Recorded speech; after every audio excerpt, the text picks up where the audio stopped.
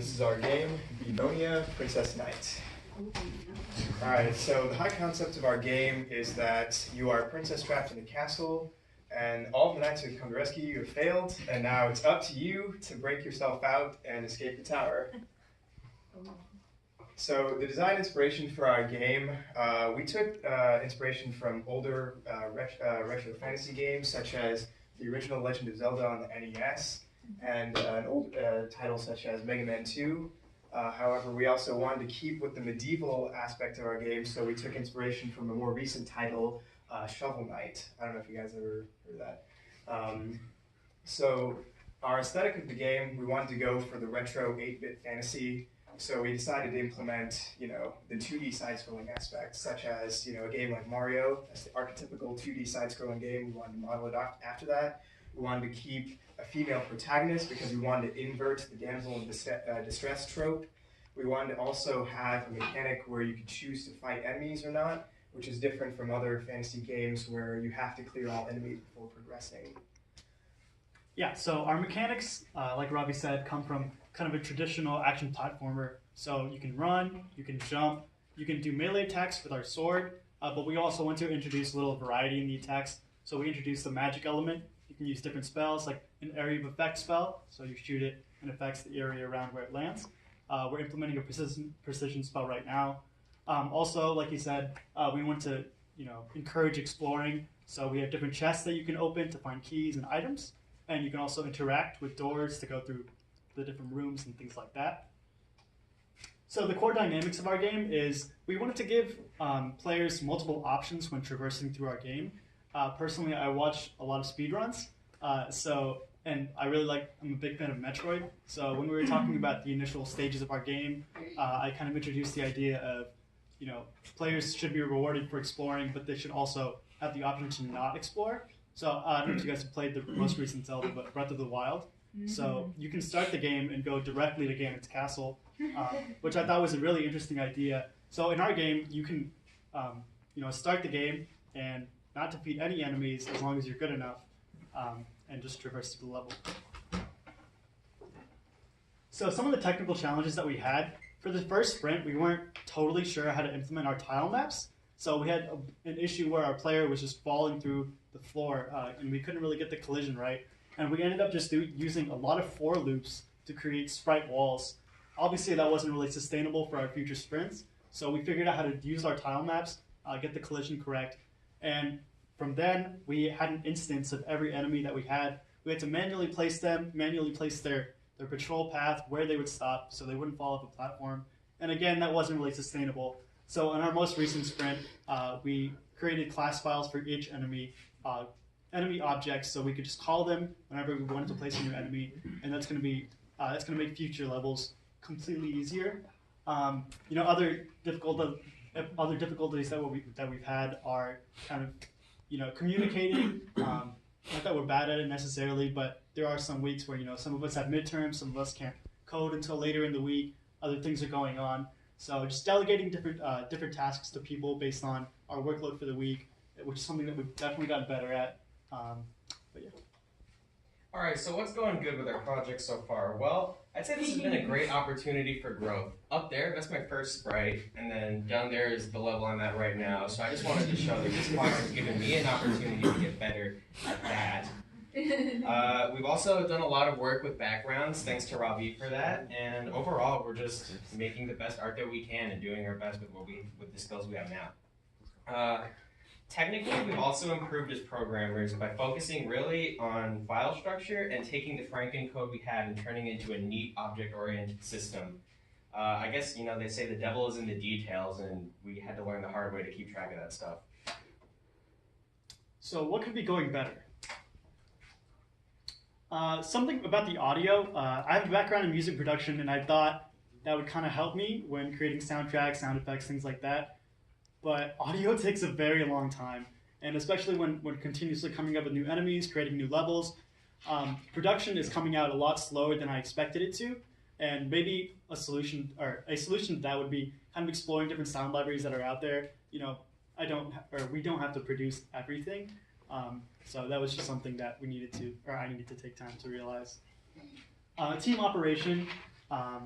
like I said before, we've definitely gotten better at kind of communicating when we're having issues, organizing. Someone needs to, kind of, or we get together and delegate the different tasks that we have. But it's also about taking initiative and making sure that your team members don't have to get on you about doing things, and you're not procrastinating yourself. So in terms of team direction, initially in our first stages of game development, we've had like tons of ideas and tons of different aspects of the game that we wanted to implement. However, this process was very inefficient since in the end we only ended up implementing a fraction of what we thought of. And so moving forward in the future, we gotta shift from aesthetically based game mechanics and game art in order to function with actually implementing what we can and kind of cutting our losses and moving on instead of getting bogged down by what we could have done. We just got to focus on what we did. And so in that vein, we're going to challenge ourselves to refine our programming and commit ourselves more to getting the code up and running and in top-notch form before the weekend of the sprint, basically. All right, so overall lessons learned from this project. I talked about personal growth already. I will add, though, that I was never really a designer. I can't speak for my partners here, but I do think that at any level, this project has allowed us to get a better eye for design, which is important. Okay, so for technical lessons, there was the movement from procedural programming to object orientation, and then the usefulness of just looking stuff up and copying examples is something, because you don't really learn independently in school, or it's not exactly structured that way. So it's really valuable to have to go out there and learn how to use tools when there's not like a course that's created to teach you how to do that. And then another huge thing that I never considered was code hygiene. It is so important to keep everything neat because these projects get huge. And so you have to make sure that everything is lined up and easy to read. That way, if you need to go back and change stuff, it's simple and you don't have to waste time trying to find your spot. Okay, so for lessons in teamwork, simple. It's really important to just have a plan and stick to it. Like individually, like we all have all these ideas and we could try and implement them all, but it would be more powerful picking one goal per week and just focusing on that and really driving all of our creativity towards achieving that goal. Taking initiative is vital because if you don't do that, then one person ends up having to take the work at the end, and that is varied in our group, the person who gets caught with that, but it sucks being the person who knows how to do something and doing it. So it's important that everyone take initiative and use their own skills to help each other. That's it. Anybody have questions?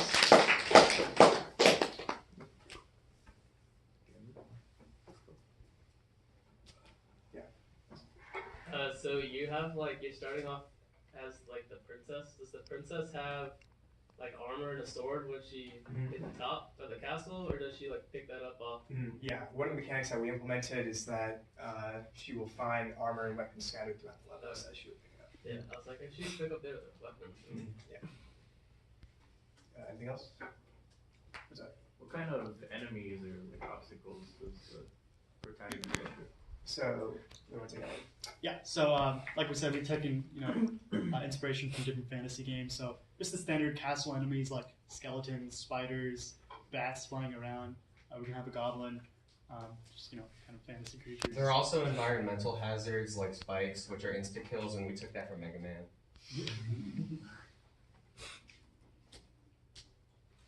Do you plan on putting a final boss at the very end? Mhm. Would that be We considered it. Yeah, it's gonna be a dragon, and it pops out from this big chasm and attacks you and then disappears. It'll have a couple different attack patterns. Yeah, so the fireballs that it shoots kind of chase you around, and that's something that I personally had difficulty implementing. But got it.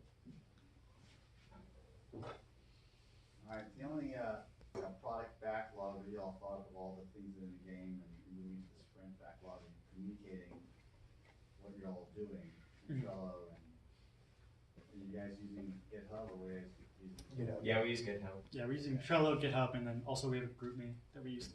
Okay, So you guys so then you have plenty of tools to communicate, right? So it's just a matter of doing it? Yes. Oh, okay. And I have to say, did you all separately do slides and put them together? Or is that just one master, everybody worked on the same slide deck? We kind of had like a Google slide, and we all like wrote down like everything that we wanted to say, and then we all kind of like got together and Polished it. yeah. And then, Because the slide formatting is chaotic. Like you have like different formats, for different slides, and different looks throughout the slide deck. And as a pattern recognition kind of people, it's like what's the pattern here? Sometimes the title's in the middle, sometimes the title's up there, sometimes it's very separated, that bullet point, sometimes they're together. So keep that in mind in the future that you want to have a consistent look to reduce people's cognitive load or thinking about what's going on.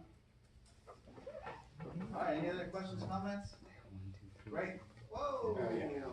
Will there be an option to possibly have save files, like maybe you name the princess Blueberry and have different save files so you like do different progressions so you can like in one save file you can like attack everything, any other save file you can sneak around. Well, so we're only gonna have like between 4 and 5 levels in our game. So the game is designed to be completed, you know, like in 8 to 10 minutes. So I feel like having save files would be kind of unnecessary and superfluous, because if you can complete the game, you know, as quickly as 10 minutes, I don't think it would be worth having, you know, multiple files where you'd have like, you know, different runs, I guess, if that makes sense. Okay, we gotta move on. Thanks.